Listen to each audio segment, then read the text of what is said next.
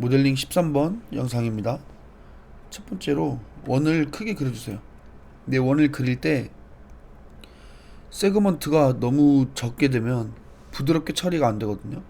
스케치업에서 표현 자체가 엄청 딱딱하게 뭔가 조각한 것처럼 표현이 되기 때문에 숫자를 입력하고 뒤에다가 S를 입력을 해가지고 이제 세그먼트를 늘려주도록 할게요.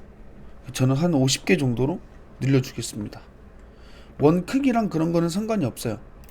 그래서 50S 해가지고 세그먼트를 늘려줄 거고, 이 상태에서 이제 코일 형태로 만들어 줄 거예요. 그래서 루비를 커비시어라는 그 기능을 쓰게 될 건데, 이 기능 같은 경우에는 이렇게 원이 있으면 이 중간을 끊어요. 한번 우리가 뭔가 가위로 잘랐다고 한번 생각을 해볼게요. 가위로 잘라서 이 한쪽 부분을 잡아서 이렇게 살짝 올리면 이런 식으로 느껴지시나요? 이런 경사진 그런 형태가 완성이 되죠. 그거를 이제 만들어주는 기능이 커비시어예요. 방법은 간단해요. 그냥 다 선택을 하시고 아이콘 눌러서 여기 최고 지점 있죠. 제일 높은 곳을 입력을 하라고 나와 있는데, 사실 여기에서는 이건 중요하지 않아요. 어차피 값을 입력을 해가지고 입체 형태만 만들어주면 돼요. 입체 형태만 만들어주면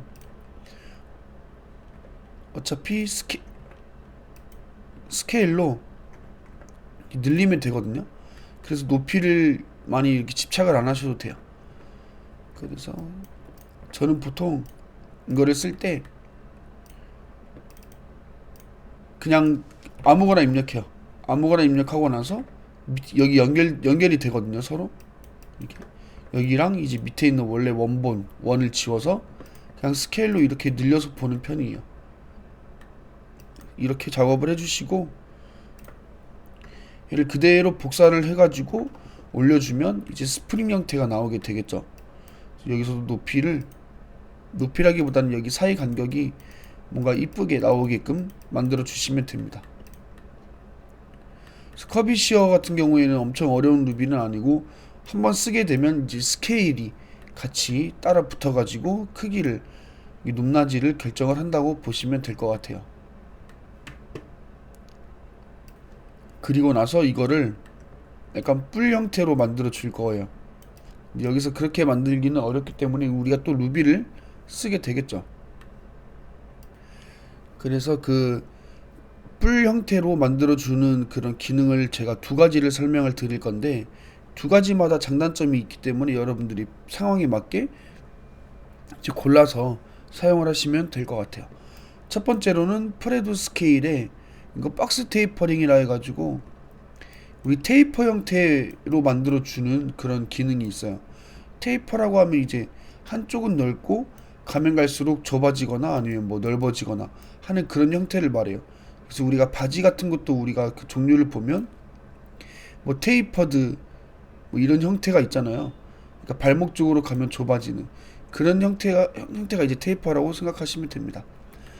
그래서 첫 번째로 프레도 스케일에 있는 테이퍼를 쓸 때는 뭐 그룹이든 아니든 상관없어요. 내가 작업해주고 싶은 그런 오브젝트를 선택을 하고 나서 이거 아이콘을 클릭하고, 우리가 지금 모든 방향으로 늘려줄 거기 때문에 뭐 어느 모서리든 상관없어요. 모서리를 잡고 이렇게 쭉 늘려주시면 돼요. 근데 우리가 기본적으로 스케일 할 때 컨트롤 키를 쓰게 되면 시작을 여기서 이제 이렇게 커지냐, 아니면 또 한 번 누르면 컨트롤을 가운데에서 이제 방사형으로 이제 커지냐, 그런 게 있었죠. 그래서 그거를 잘 생각을 하시고 사용하시면 돼요. 그래서 이 모서리를 찍는데 여기가 이렇게 면들이 있죠. 윗면을 잡으셔야 돼요. 아랫면이나 옆면을 잡게 되면 면을 다르게 인식을 하기 때문에 위쪽 부분에다 마우스를 올려주시고 늘려주는데, 이때도 컨트롤 키 눌러서 이렇게 늘려주시면 돼요. 그럼 아래가 너무 좀 넓은 느낌이죠.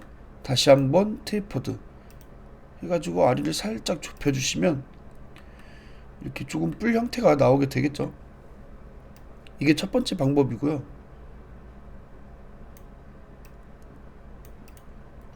두 번째 방법은 FFD라는 거예요.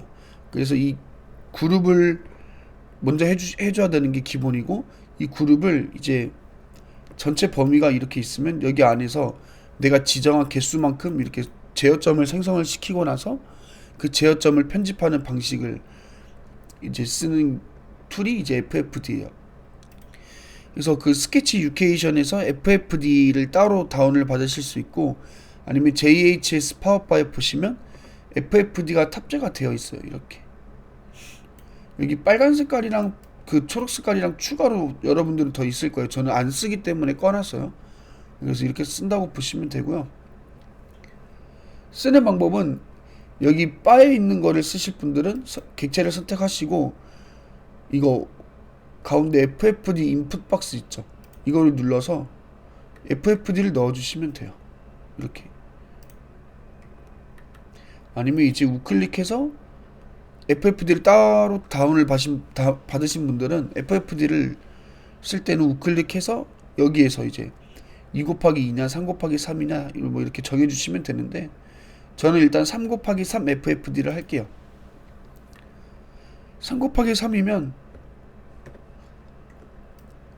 가로 3개, 세로 3개, 높이 하나, 둘, 셋 이런 식으로 제어점이 3, 3, 3에 이런 식으로 생성이 됩니다. 그래서 이걸 어떻게 사용하냐?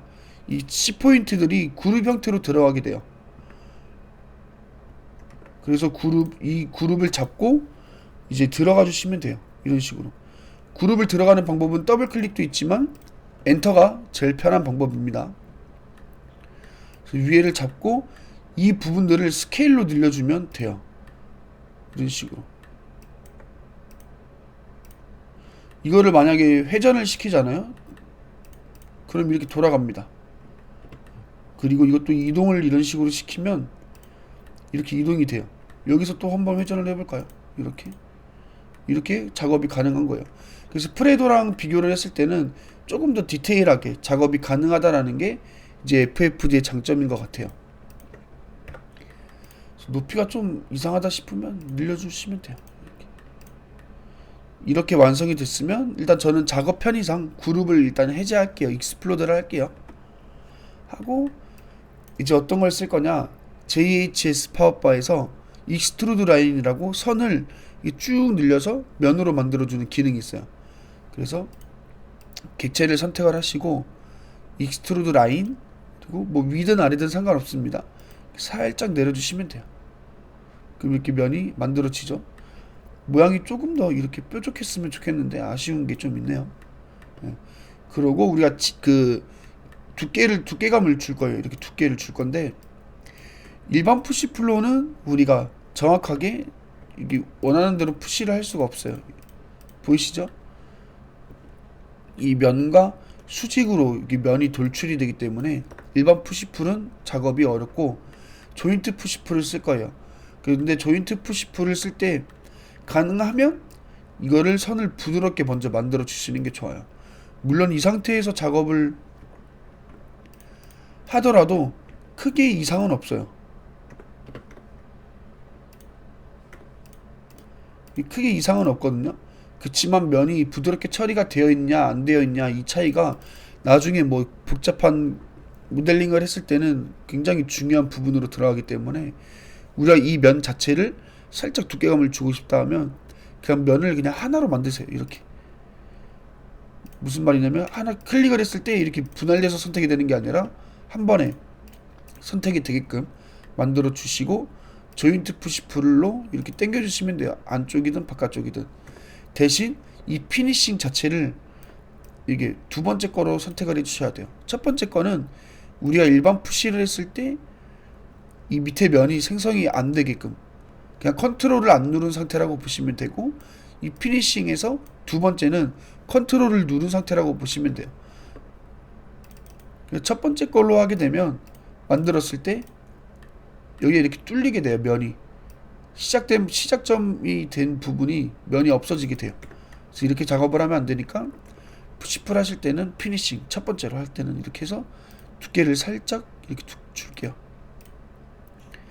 그래서 여러분들 신도림역 가보신 분들은 아시겠지만 이거 산업 디자인 하셨던 분이었나? 그 디자이너 분이 만든 그런 이런 조형물이 있어요.